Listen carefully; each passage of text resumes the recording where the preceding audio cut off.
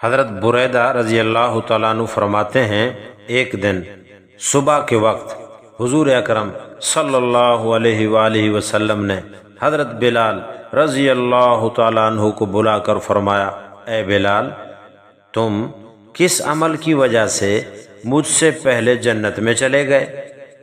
آج رات میں جنت میں داخل ہوا تو میں نے اپنے آگے تمہارے چلنے کی آہٹ سنی۔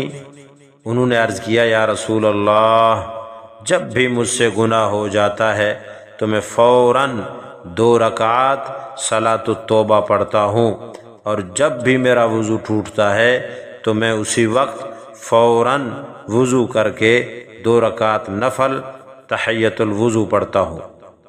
سبحان اللہ، اللہ عمل نصیب فرمائے۔ اخرجہ ابن خزیمہ عن عبداللہ بن برید